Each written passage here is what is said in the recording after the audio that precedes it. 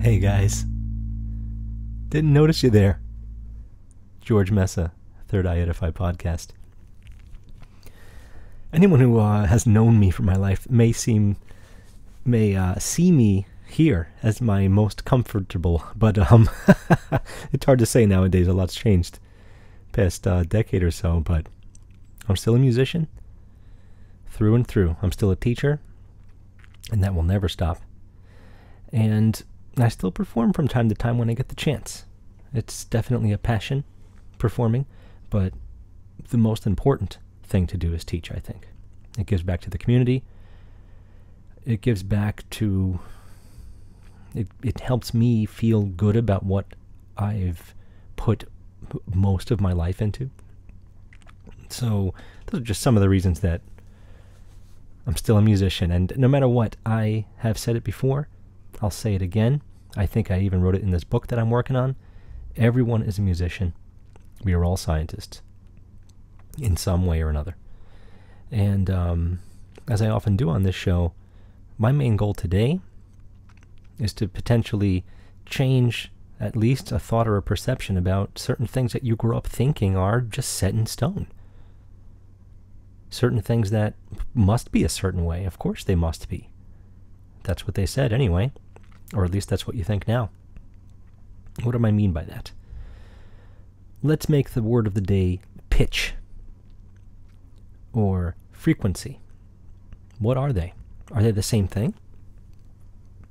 Do they have a relationship? Yes. Musically, they have a relationship. Are they the same thing? I don't think so. Because any frequency can be named any pitch. There's a ongoing, very hot debate about A440 versus A432, which, as far as our perception and our ear, is actually not that far away. But when seen on a frequency table, maybe with some sand, when made visible, the frequency of 432 is incredible looking. Looks like stained glass, like a circular stained glass design of absolute beauty and perfection. And 440 looks pretty chaotic, pretty crazy. Now, these are all man-made things as far as taking a certain frequency and naming it a note. Saying that 440 is A, it's very diminishing to the whole process. Music, that being. It's pretty insane to think that we can take any frequency and call it a note and it stays that way forever. It's a reductionist simplification of things that are far more complicated, and hopefully after today we'll be able to let you know in more ways than one. This, by the way, is sort of a little precursor, little tidbit nugget episode to wet the whistle, to be an appetizer of sorts, because I'm going to be on a show that I was on about 2 years ago, which I mentioned in a previous episode, the Innerverse Podcast. If you don't know what Chance is doing on that show, get over there right now. You'll find it in the usual spots. He's amassed a huge body of work already, and he ain't stopping, and it's inspiring, to say the very least. We're going to be on there. I'm going to be on there to discuss in way more detail than I'm going to discuss today these topics and many more, particularly the relationship between music and astrology, which is so deeply entrenched in each other that I can't believe it. I can believe anything. I can't believe it. The small amount of research I've done so far and what I'm going to do leading up to there, and the books I've already read and the books I'm rereading and the books I'm now discovering, mostly old, it's unreal. It's not just music and astrology either. It relates to so many different things. Your body, your soul, the planet, if you want to call it that. So many different things. I can't even believe it. I can't believe it. And I think it was worth repeating because I mean it. It's crazy. You guys can't wait to see what I have in store for that. But let's wet the whistle a little bit. And let's talk a bit about pitch, frequency, hertz. What does that mean, 440 hertz? And how do they relate to your perception of sound, music? Is the hum from your refrigerator a note that you can play on here? Well, if it's not one of the frets, you can always bend a note. You can always bend a note to get the notes in between the frets. And if you don't know what I mean by that, it's true. From here to here, something we would call a half step in music, a semitone. But between there,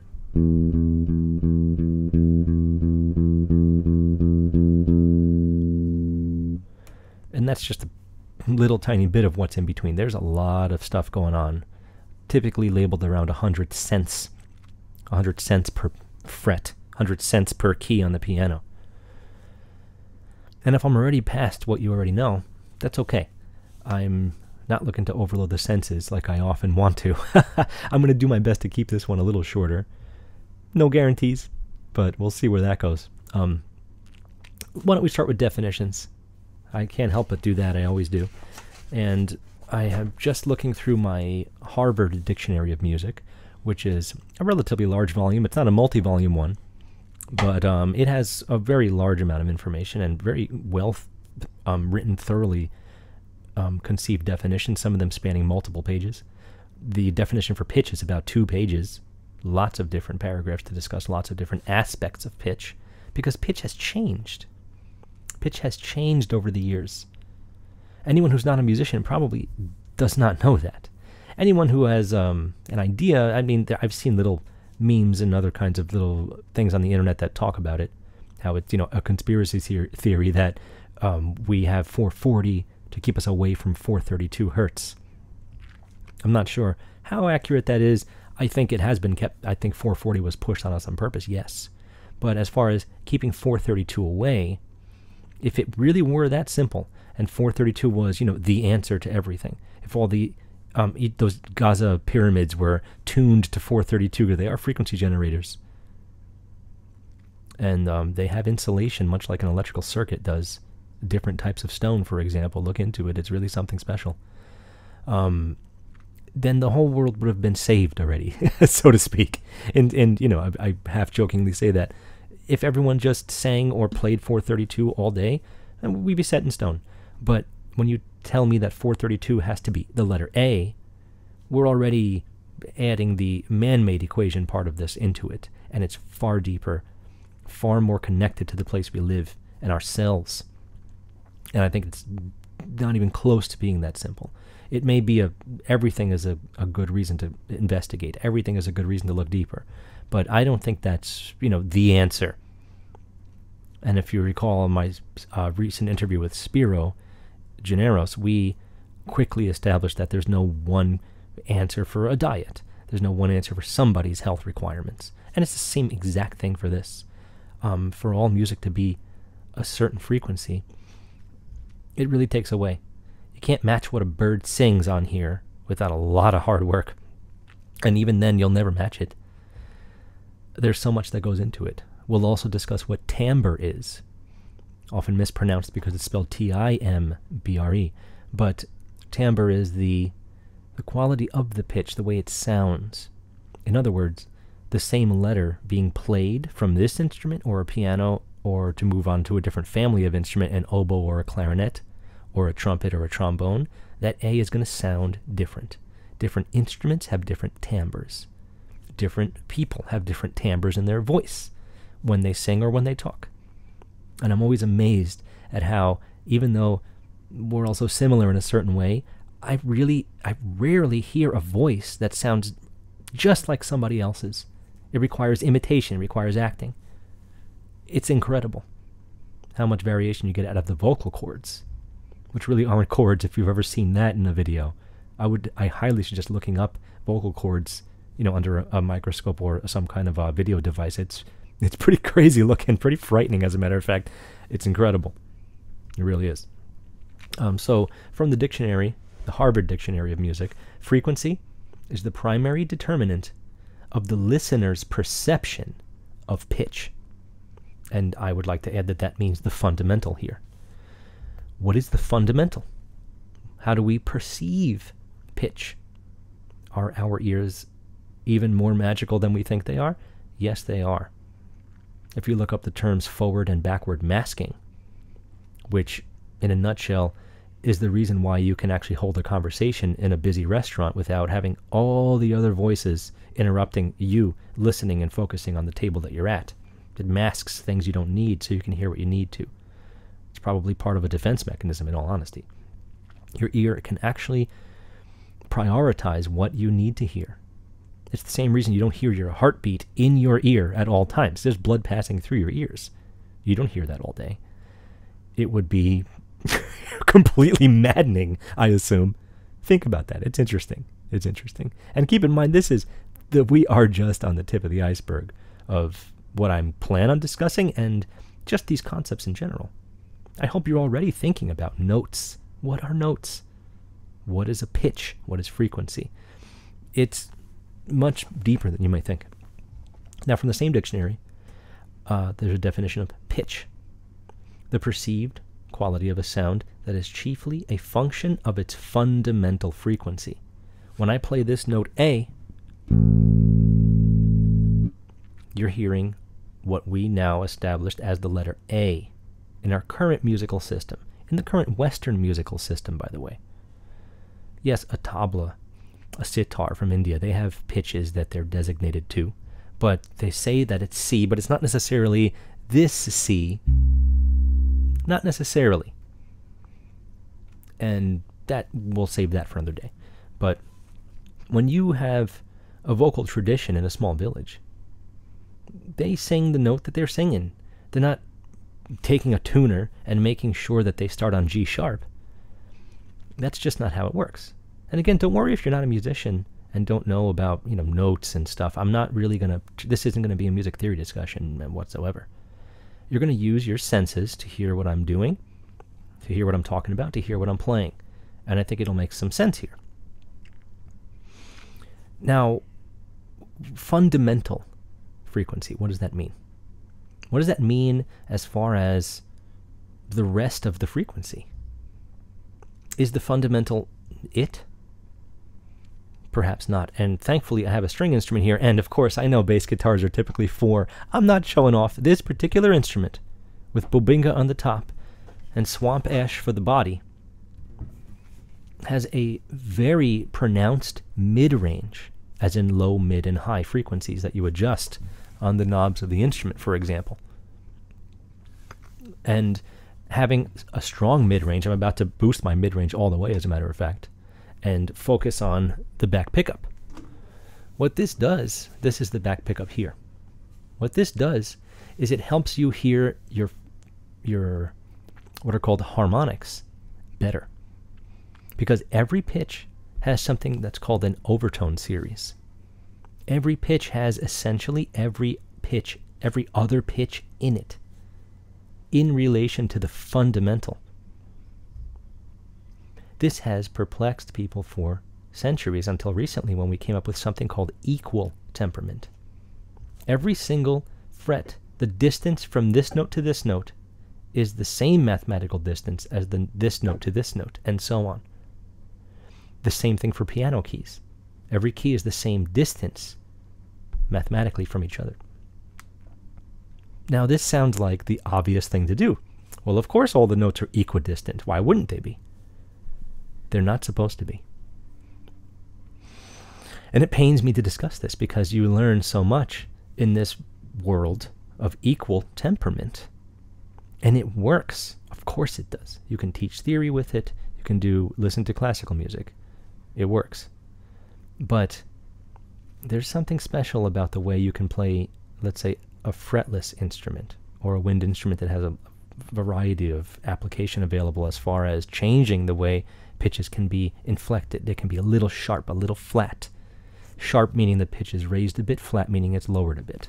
Again, I'm going to do my best to have everyone stay on board with this, regardless of your background. But most importantly, with the string instrument, when you pluck, you get what's called an orbit. And I'm not saying that there's orbits out there. What I'm saying is that the string has an orbit. It doesn't vibrate like this or like this, depending on how you pluck it. For example, if I pluck here, we get a pretty steady sound. If I pluck like this, we get a very different version of that sound. Might have clipped there. Perhaps I can clean it up in post. We'll see. But as a result of the way that you pluck, you change timbre. By changing timbre, what you're doing is you're accentuating different parts of the overtone series of that fundamental pitch, that fundamental frequency. Let me let the instrument do the talking from here. When you play this fundamental, you can grab what's called a node in the orbit. I can actually touch a certain location of the orbit, and as a result, I can hear a different, and I can actually, for the most part, I can zone in on and really just focus on that one part of the overtone series. We lose the fundamental for the most part. We lose most of the orbit, but the string is still vibrating with the node that I touch. Sound complicated? If you're in this world, maybe not so crazy, obviously. But just listen. I'm going to pluck the fundamental of A, and I'm going to grab a node here at the 1, 2, 3, 4, 5th fret. Keep in mind that this here is called the nut. This is called the saddle, where the string sits on the bridge. This is the vibrating length of the string. When you, what's called stop or fret a note, now the pitch goes up, because now the distance of the string is from here to here. Smaller string, higher pitch. Pitch goes up in this direction. But you'll notice when I use harmonics, check this out. I went this direction and then went up. And they obviously had a much different timbre than the string itself. Now I'm going to pluck the open string and grab a node without plucking again. Behold.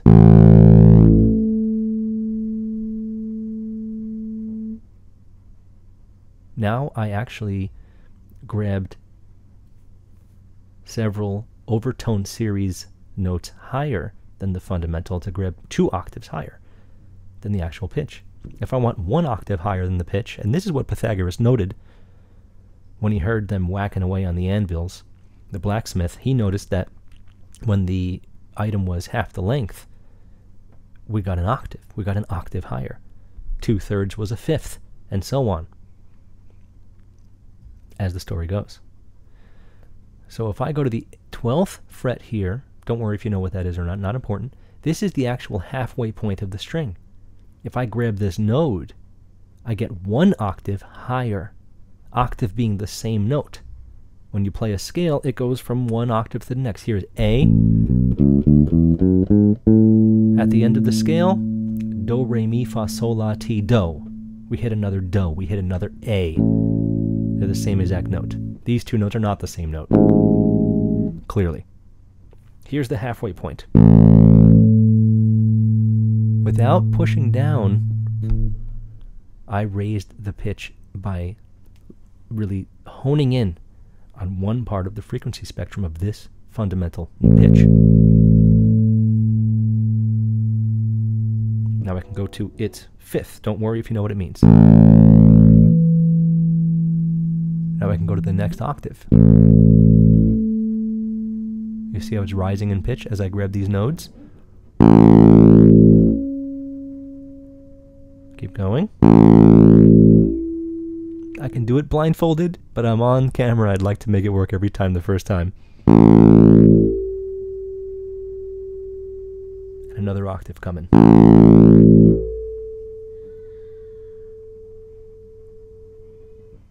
Now from there, I can actually go much higher.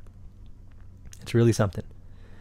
I'm not going to do it right now, but that's just, again, this is the tip of the iceberg. Every little node that I was hitting, every harmonic, each one of those is inside. It exists within the fundamental pitch that you're hearing. Every time you hear a note, you're actually hearing tons of other things all melding together to create the tone of the pitch. Anything can do A. It's not going to sound the same if a car happens to hit the note A as it's driving. You know how the pitch rises when a car starts driving, or a bus in the city. You hear the pitch rise as it rises in speed. Whatever it happens to be, the motor, the spinning of the wheel, something's giving you that pitch. That A is going to sound like this A. And I can change my frequencies here to make it sound different just on the instrument I'm playing. Or I can pluck differently. Here's one type of sounding A, kind of warm. Here's a more abrasive, totally different sounding, same note. Where I pluck and how I pluck alters which part of the fundamentals overtone series is actually emphasized. Why did I just go into so much detail about all these things? I'm not trying to show off here. This isn't about playing bass. I'm trying to show you, through the tools that I have, that every note is every note. One note is every note. This has everything to do with your own self. That's what holistic means. It's not some quackery like Seinfeld wanted you to think. Yeah, they're out there. I'm sure they are. Maybe they don't have a degree on their wall, but maybe they've helped lots of people by asking simple questions. What kind of showers do you take? How long? What kind of diet do you have? When do you eat? How much do you sleep? Let me look at your tongue. Let me look at your fingernails. You can diagnose people like this. I can't, but I could learn, and I guarantee you could too, and I know that a lot of people already do know how. Uridovic medicine of Southeast Asia. There's lots of different ways to find a holistic, balanced approach to yourself. And this will, in turn, make you healthier, happier. Being on a screen can actually affect that. As I discussed in my previous interview with the Innerverse a few years ago, and I mentioned that I was on Crow 777 Radio, which I think is another show you should definitely, absolutely check out, no question. We discussed how much screens and screen time can really take away from yourself, your own light, your own health. It doesn't matter if you're playing a video game or on social media or just watching TV or just watching sports. It doesn't matter what you're doing with screens. Yeah, the phone is really close up and might be a little more dangerous overall due to all the frequencies passing in and out of it as it hits you. And some people I heard sleep with their phones underneath their pillow. Now that can't be good. You got to let your body do its thing when it's sleeping, not let all those... It's like putting a microwave onto your head. That's not good. And microwaves may be part of it, as a matter of fact. Something else to think about, and probably going to be a whole other episode on that. So now that we got all this discussion out of the way, there are a few other things I'd like to quickly mention regarding what I had originally said that I'm going to be going on to this amazing show, Innerverse, to discuss. Music and astrology. Musical astrology, if you want to call it that. There's a few very interesting things I've come across, more than a few, as a matter of fact, surprisingly large amount of things that are completely aligned, or, no pun intended, in tune with each other regarding the 12 notes of music. Once you hit your 13th note, you're at the octave. Might mean something. If you have the 12 disciples, and, in the biblical language, of course, Jesus was the 13th. Sometimes you'll see 12 of something, and then there'll be a sun. I know there's a Salvador Dali painting I'm thinking of. Leave something in the comments if you know exactly which painting I'm talking about. The 13th is often the sun, as in the ascension, the ascended. When you reach the octave, you have ascended to the next octave in the same scale, and you start over again. And this can be referenced in so many different ways. But remember, again, I don't want to leave that topic without stressing it so much. Your holistic self, everything working in conjunction with each other, all the organs, your entire spinal column, your brain, everything being in harmony. There's another musical term. In harmony with each other is the easiest way to be. Say the word health, it means something to somebody and something to somebody else. To be your best self. And from my experience, having a partner who understands and loves you deeply is a really big part of that. You can be as perfect as you want, but without having the king and the queen, there's a large balance missing. Something to think about. Let's look at some interesting similarities. I'm going to pull something up here. You may or may not have seen this before. If you're a musician, you've definitely seen it. This here is called the circle of fifths. What a fifth is, musically speaking, is 5 letters away from the first letter that you start from. The top of this circle, don't worry about the inner circle with the M's next to it. Those mean minor. We're not discussing that whatsoever. We're discussing the outer, darker circle. C is at the very top. And it was kind of jokingly referenced in music studies in college, especially as the Bible key, because that key has no sharps and no flats.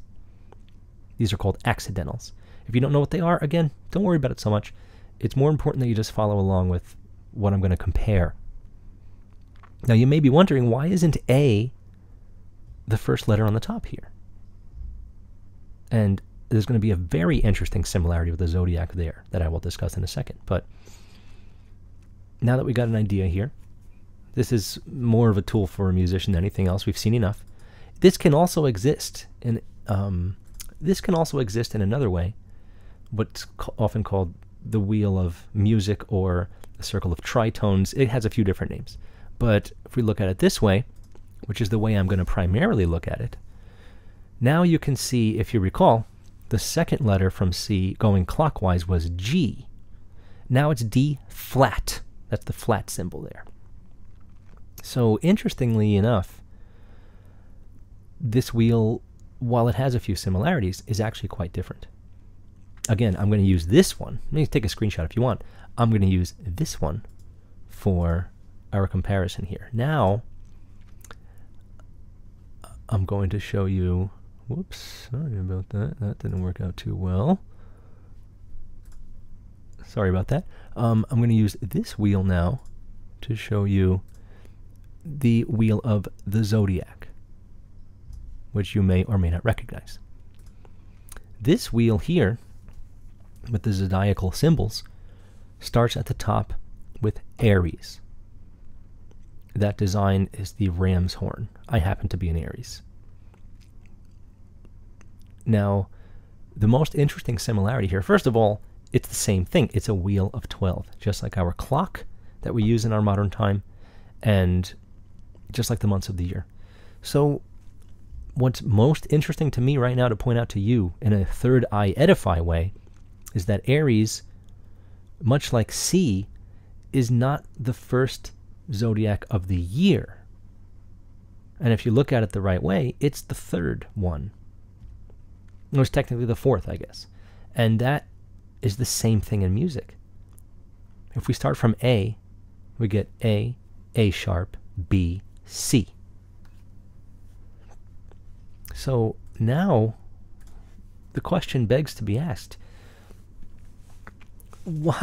how in the world is there that much of a similarity? And this is surface level. I've gone much deeper, and I promise you, it's almost shocking. And again, that's a big word coming from me. I don't tend to be surprised by things. I tend to discover something and say, of course it was. Of course it is. That's me. But again, I think you'll find this very interesting. I think you'll find what I just said interesting, hopefully. I can clarify in the comments if you weren't sure. But what's more interesting are the other things I figured out, which have to do with chords, musical relationships on the wheel versus the zodiacal relationships. It's incredible. Now let's look at another very interesting similarity. Some of you may or may not know that you can actually use your palm, the palmistry. You can use your palm as a way to memorize and look at, here's an example, not only the zodiac signs, You'll see Aries at the tip of the pointer, but some of the planets and the sun as well. If you know these symbols, then you'll know what you're seeing. I'm not going to describe them all right now. But very interestingly enough, the exact same concept exists musically. It doesn't necessarily predate written music because it's from the 17th century. It's no big deal. Perhaps a little younger than that. I'm sorry, I forgot exactly when this came out. But this zodiacal hand can also be shown, believe it or not, musically.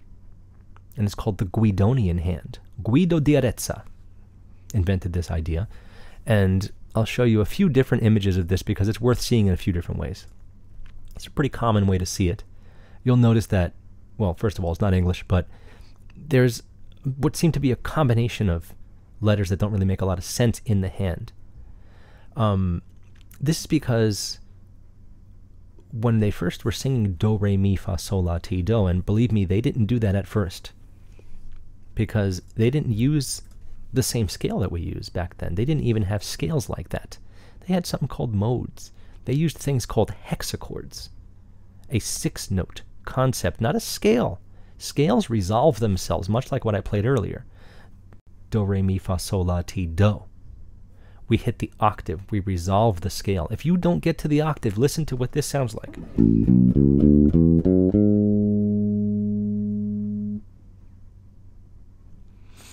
You almost have to breathe. It's very tense.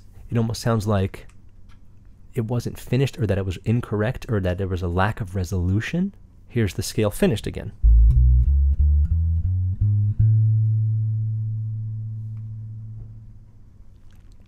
When you reach the octave, you do get the sense that things resolve themselves.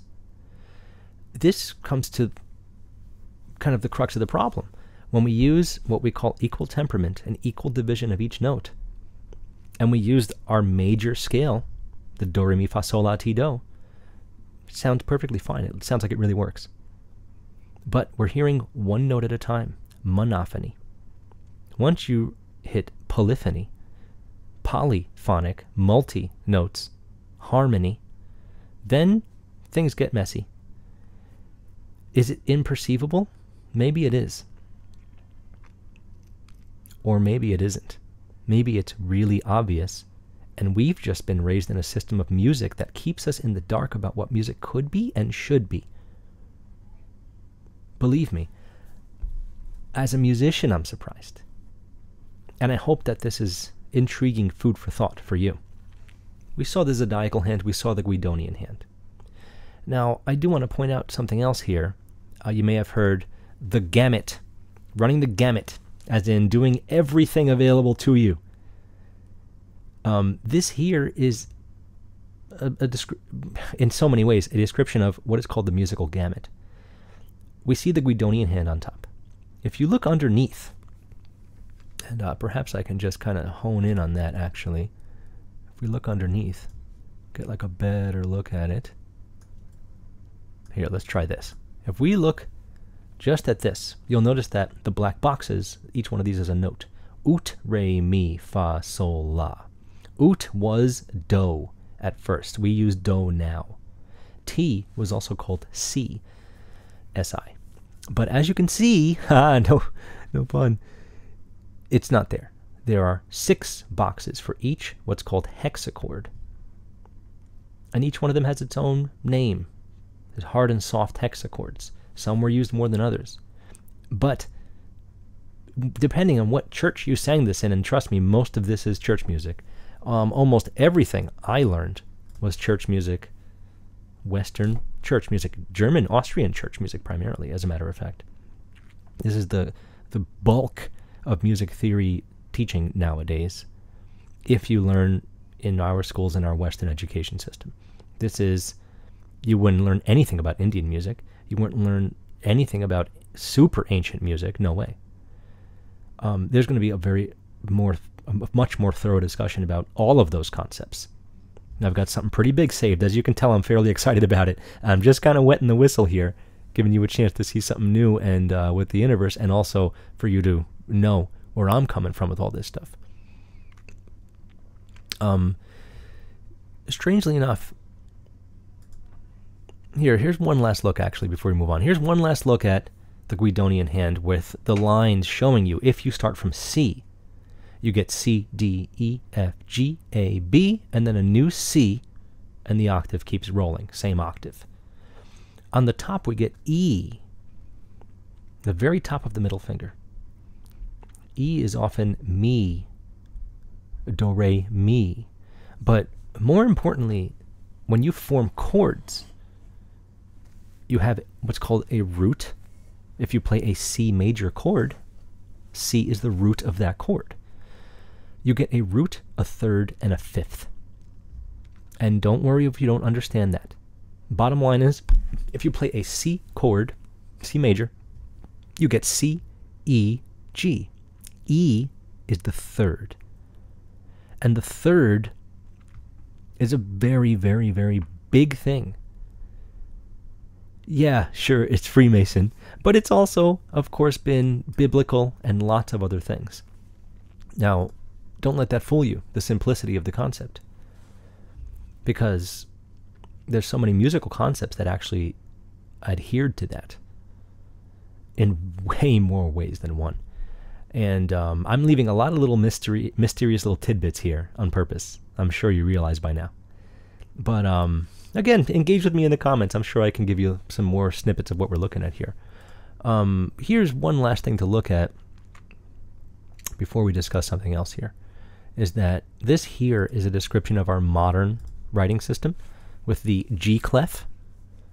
Yes, it kind of resembles a scripty kind of freehand G, but if you'll notice, there's a little plus sign where the loop-de-loop and the straight line down from the top of the design meet at the second line from the bottom, and that line is G.